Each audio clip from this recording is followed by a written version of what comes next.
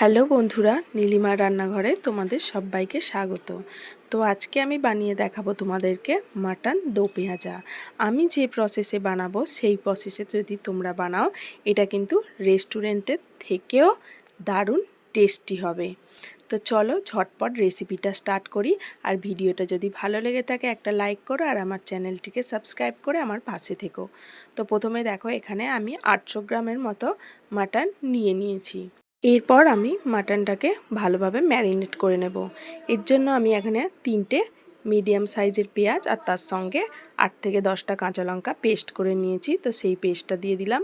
এবার 1 চামচ আদা বাটা আর 1.5 চামচ রসুন বাটা দিয়ে দিচ্ছি।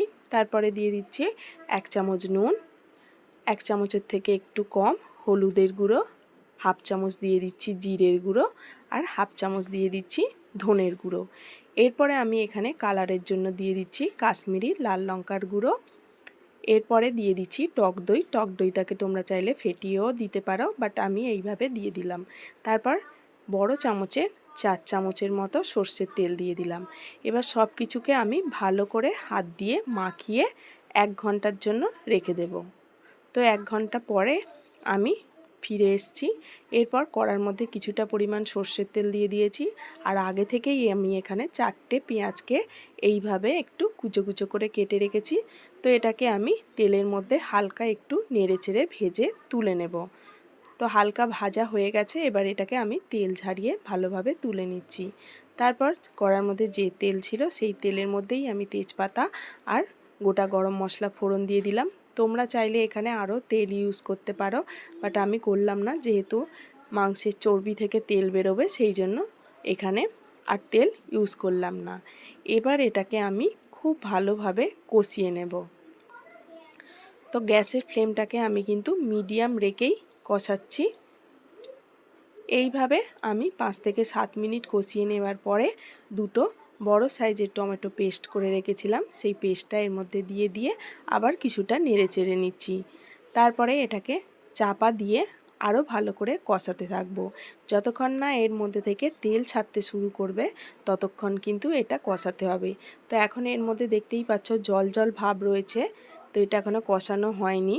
এরপর এর মাঝেই আমি আরও টেস্টি করার জন্য দিয়ে দিলাম কিছুটা পরিমাণ কাসৌরি মেথি। এবার এটাকে দিয়েও আমি ভালো করে নেড়েচেড়ে চাপা দিয়ে 5 থেকে 7 মিনিটের মতো মিডিয়াম ফ্লেমে রেখে দিয়েছিলাম। এরপর তোমরা দেখতেই পাচ্ছ গা থেকে একদম আস্তে আস্তে তেল ছাড়তে শুরু করেছে। তো এটাকে আমি বারবার কিন্তু একটু চাপা দিয়ে রান্না করছি, এতে এটা খুব তাড়াতাড়ি সিদ্ধ হয়ে যাবে। আর ধীরে ধীরে কষালে এটা কিন্তু খেতেও টেস্টি হবে। তো এরপরে একদম সম্পূর্ণভাবে তেল ছাড়তে শুরু করে দিয়েছে। আমি এবার এটাকে প্রেসার কুকারের মধ্যে দিয়ে দেব।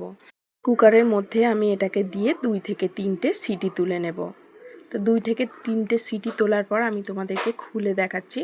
জলের পরিমাণটা যেহেতু একটু বেশি লাগছে সেই জন্য আমি এটাকে আবার কড়ার মধ্যে ঢেলে নিচ্ছি। তো তোমরা চাইলে এটাকে প্রেসার কুকারের মধ্যেও করতে পারো। তারপরে সব শেষে আমি ভেজে রাখা পেঁয়াজগুলো এর মধ্যে দিয়ে দিচ্ছি, আর দিয়ে দিলাম আরও দুটো কাঁচা লঙ্কা।